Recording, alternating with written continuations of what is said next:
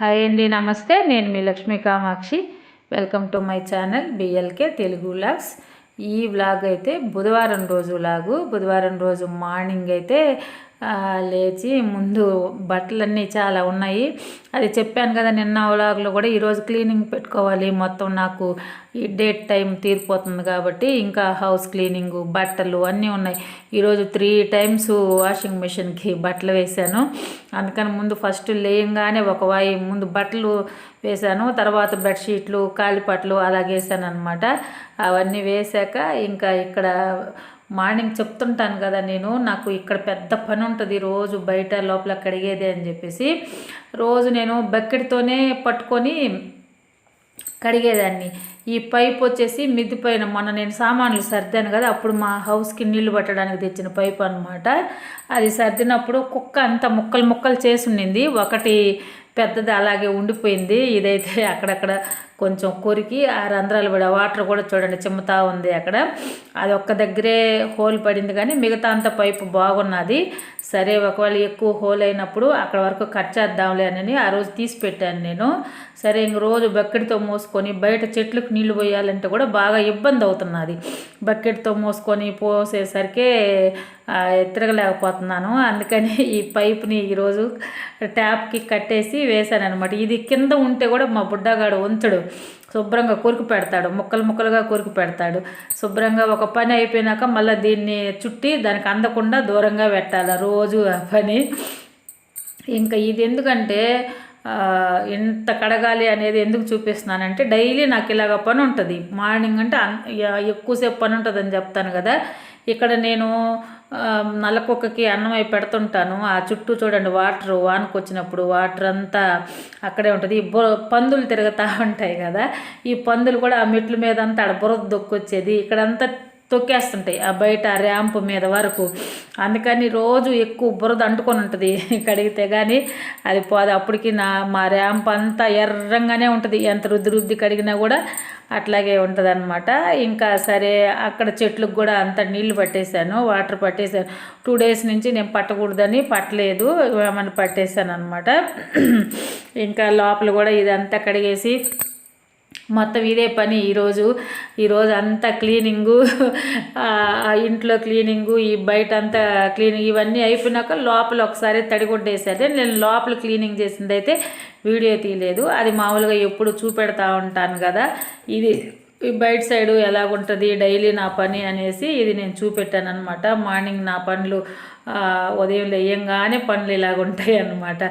ఈ బయట కడిగేసేది, ఈ సందులోనే ముందు పక్క కడిగేసేది, ఆ బయట ముగ్గులేసే కడిగేసేది ఉంటుంది. తర్వాత ముగ్గులు అవి పెట్టుకుంటాను. నాకు అదే చెప్తుంటాను కదా, 1.5 hour పట్టద్ది నాకు కసువులు చిమ్ముకొని ఇవన్నీ కడుక్కునేసరికి 1 hour 1.5 hour పడుతుంది అనమాట. అవన్నీ సర్దుకొని ఆ మొక్కలకి వాటర్ పెట్టుకొని మార్నింగు అంటే కొంచెమే పడతాను, వాటర్ కూడా ఎక్కువైతే పట్టనులే. ఈవినింగ్ ఒక్కోసారి ఈవినింగ్ మర్చిపోయినప్పుడు మార్నింగ్ పడతా ఉంటాను అనమాట. వాటిని చూసుకుంటూ ఉంటా ఎలాగున్నాయి. నాకు రోజు ఉదయం లేయంగానే ఈ పనులు అయిపోయింగానే ఒకసారి ఆ మొక్కలన్నీ ఎట్లాగుంది, ఈరోజు ఈ పిండి కొంచెం పెద్దదైందా లేదా, ఈ చెట్టు పువ్వు పూసిందా లేదా అని ఒకసారి మొత్తం మొక్కలన్నీ చూసుకుంటుంటే కానీ నాకు భలే ఆనందం వేస్తూ ఉంటుంది అనమాట. తృప్తిగా ఉండదు, అవి చూడకపోతే ఆ రోజు తృప్తిగా ఉండదు అనమాట. నేను తాకకూడదు కదా మామూలుగా డేట్ టైంలోనే, అప్పుడు చూడను కదా, అది ఒక బెంగగా అనిపిస్తుంటుంది. ఆ 3 days అయ్యో మొక్కలు చూడలేదే అన్నట్టుంటుంది అనమాట. అందుకని ఈరోజు అన్నీ బాగా వాటర్ పట్టి ఒకసారి చూసి ఆ బయట కొంచెం కంపలు పెట్టాల్సి ఉంటే ఆ సైడ్ మునగ చెట్టు అది ఉన్నది కదా, అది నేనైతే చూపలేదు. ఆ పక్క కొంచెం ఆ కంపలు అవన్నీ జాగ్రత్తగా జరిపి నీట్గా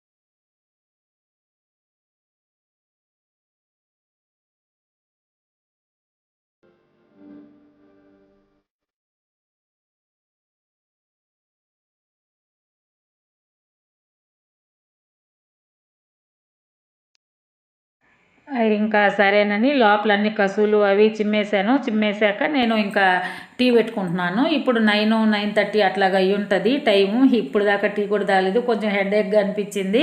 సరే నేను టీ పెట్టుకుంటానే ఒక పొయ్యి మీద అన్నం ఒకటే పెట్టాను. నిన్న నేను కూర చేశాను కదా, ఆ కూర అయితే ఉన్నది. కొంచెం ఈ ఎండ కాస్తుంటే మొన్న నేను డీమార్ట్ నుంచి తెచ్చాను కదా, ఇవి గోధుమలు అనమాట. నేను మర్చిపోయిన ఇవి ఆరబోయడానికి. కొంచెం ఒక 2 డేస్ ఆరబోసి పిండి పట్టేద్దాము, కొంచెం మెత్తగా ఉంటే సరిగా ఆడవు కదా. ఈ లోపల అవన్నీ మిషన్ ఉతికేసిందనమాట బట్టలు. మళ్ళా తర్వాత ఇవన్నీ ఆరేసాను. ఇవి అన్నీ సర్ది మళ్ళీ ఈ బెడ్షీట్లు కూడా ఇంకా అన్నీ పులిమేయాలి కదా మొత్తము. ఇవన్నీ మిషన్కి వేసి ఈ బెడ్ మీద మళ్ళీ వేరే బెడ్షీట్ ఉతికినవి అవి మార్చేసి మొత్తం తడిగుడ్డేసి తుడిచేసాను అనమాట ఇల్లంతా. ఇవి ఎత్తుకొని వెళ్ళి మిషన్కి వేసేసాను.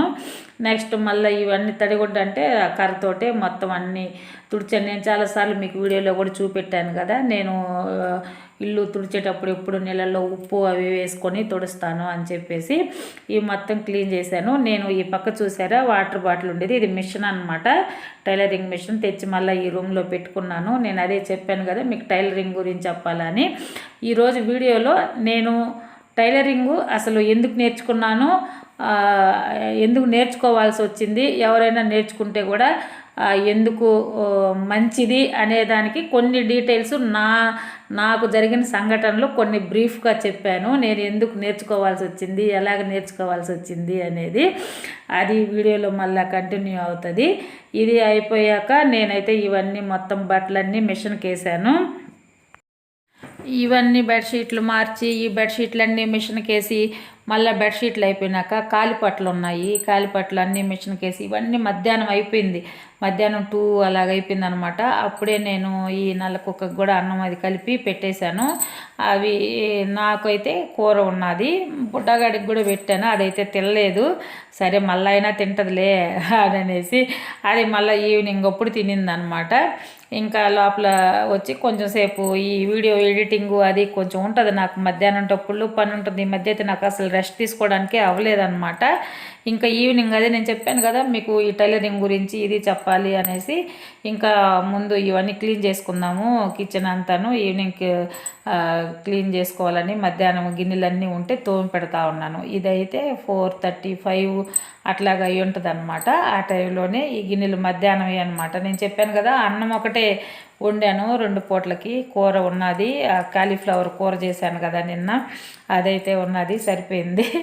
అందుకని ఇవన్నీ సర్దుతా ఉన్నాను అనమాట ముందు.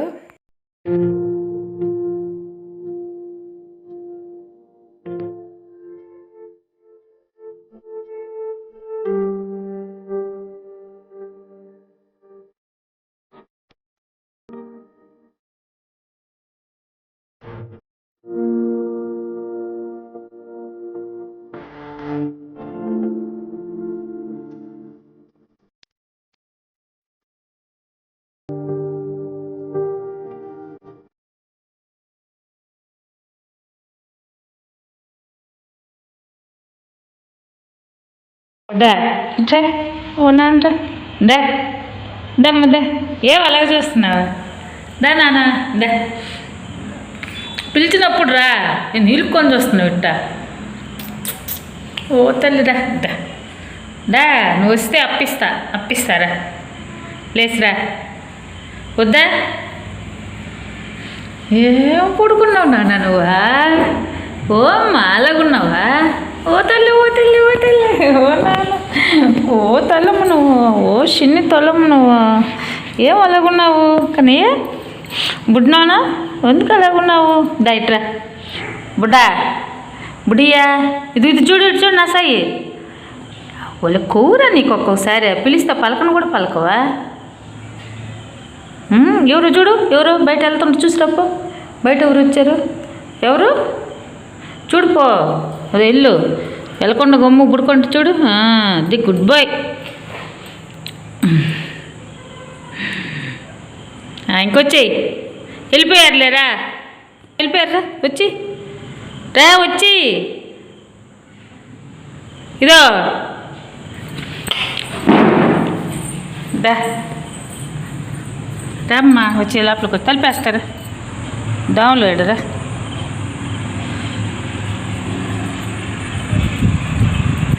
వెళ్ళిపోయారంటే వెళ్ళిపోయారంటే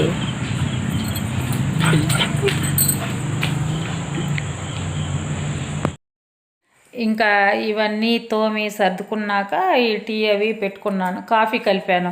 ఎందుకంటే చెప్తా ఉంటాను కదా, కాఫీ నేను ప్రత్యేకంగా ఎందుకు కలుపుకుంటానంటే బుడ్డగాడు భోజనం తిననాపొద్దు, కనీసం పాలన్నా తాగుతాడులే అనే ఉద్దేశంతోనే నేను కాఫీ కలుపుకుంటాను.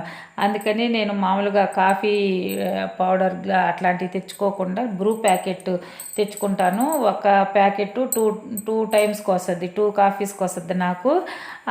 ఎందుకంటే నేను కొంచెం స్ట్రాంగ్గా కలుపుకుంటాను కాబట్టి 2 కప్పులు కలుపుకుంటాను. అందుకని ఈరోజు కొంచెం మళ్ళీ రేపు కొంచెం అట్లాగా పక్కన పెట్టుకుంటాను. అవి కవర్ మడిచేసి ఇది ఇలాగ అయిపోయాక నేను మీకు ఆ టైలరింగ్ గురించి నేను ఎందుకు నేర్చుకోవాలనుకుంటున్నాను, ఎవరు కూడా నేర్చుకుంటే మంచిది. ఇంట్లో హౌస్ వైఫ్లు కనీసం మినిమం స్టిచ్చింగ్ అనమాట, అసలు తొక్కేది మిషన్ కుట్టేది అలాంటిదైనా వచ్చుంటే బాగుంటుంది అనే ఉద్దేశంతో నేను చెప్పాను అనమాట.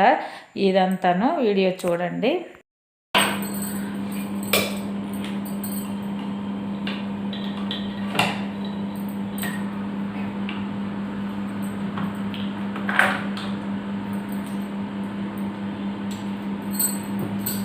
ముందు క్లీన్ చేయాలని అనుకున్నాను అనమాట.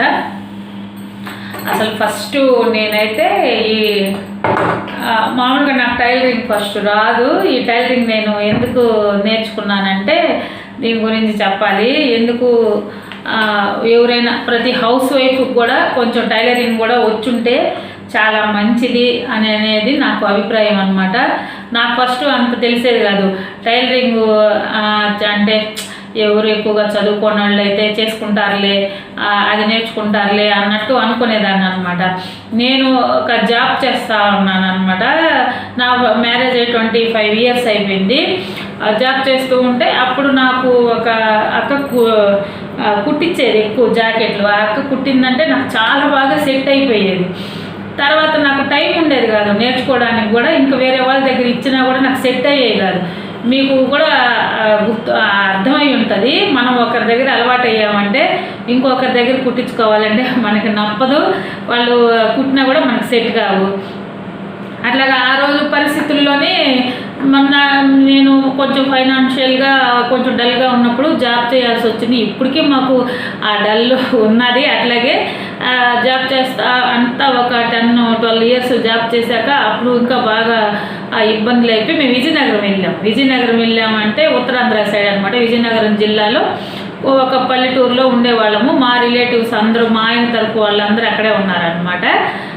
అక్కడ పొలాలు అవి కౌలుకు తీసుకొని చేస్తూ ఉంటారు. సరే అక్కడ పోయి ఉన్నాంలే చేద్దామని ఇక్కడి నుంచి అక్కడికి వెళ్ళిపోయాం. అక్కడికి వెళ్ళినప్పుడు నా జాకెట్లు ఎవరి చేతికన్నా ఇస్తే కుట్టించేదానికి టైలర్స్ చేతికి నాకు బాగా కుట్టేవాళ్ళు కాదు, అన్నీ సరిగా ఉండేది కాదు. మా తోడుకోడలు మా అక్క వచ్చేసి టైలర్ అనమాట.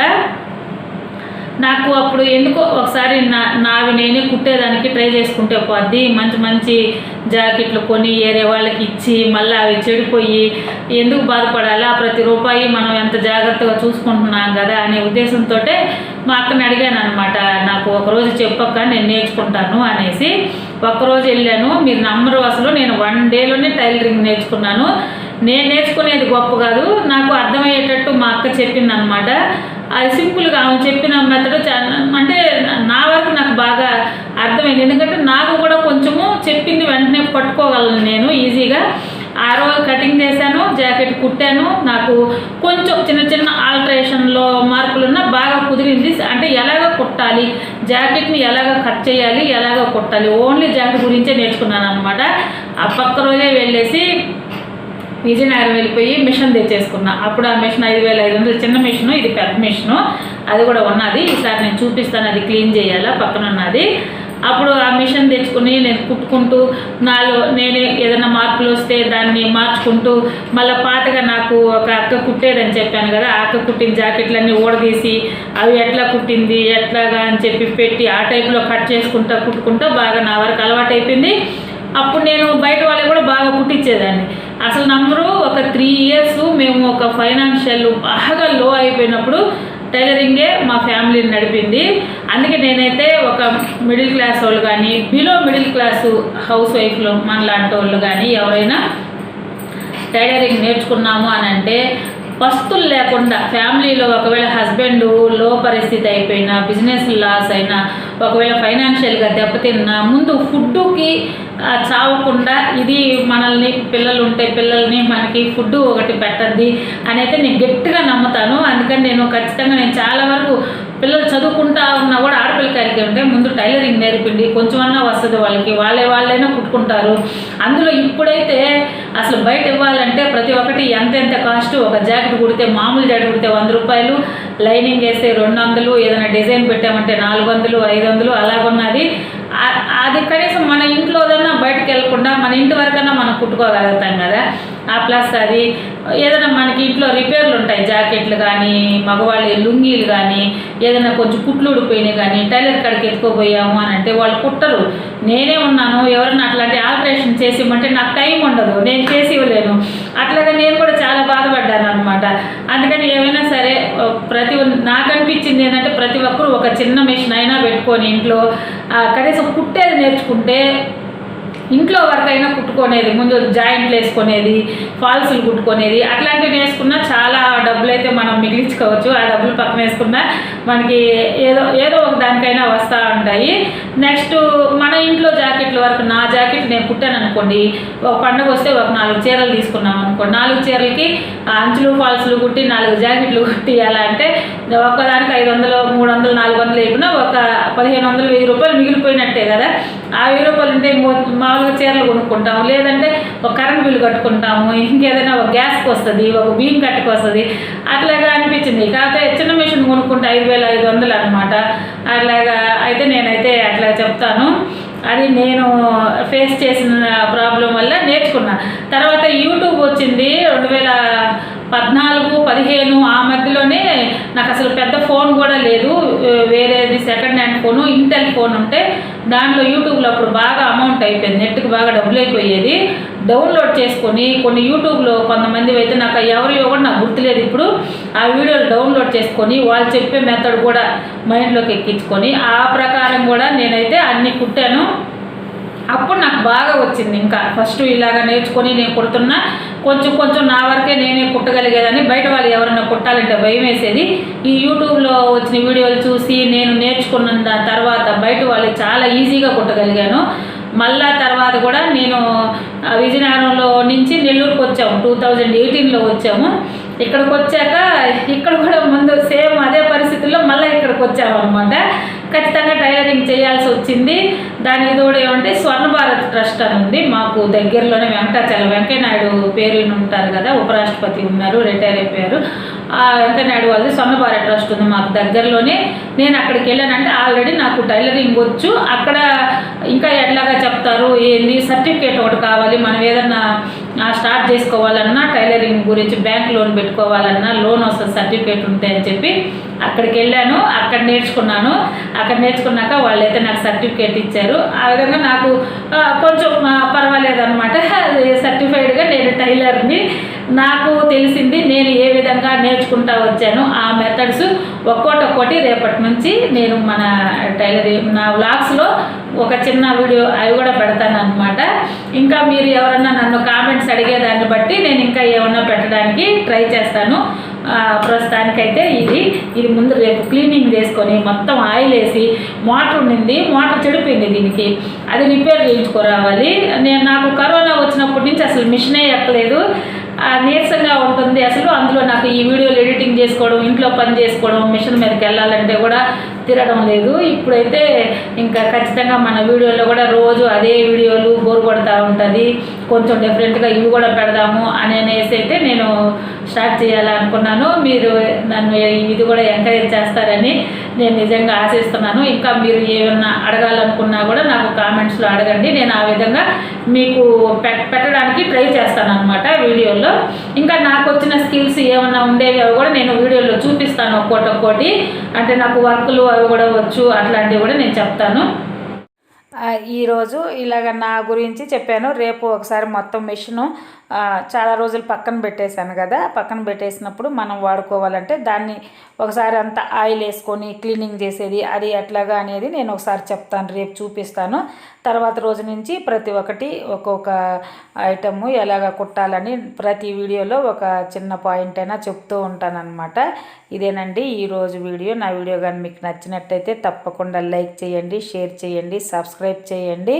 తప్పకుండా సబ్స్క్రైబ్ చేయండి. కొత్త వాళ్ళు ఎవరన్నా చూస్తూ ఉంటే, పాత వాళ్ళు మాత్రం ఒక లైక్ చేయండి. యూట్యూబ్ నాకు ఎక్కువ మందికి పంపిస్తుంది.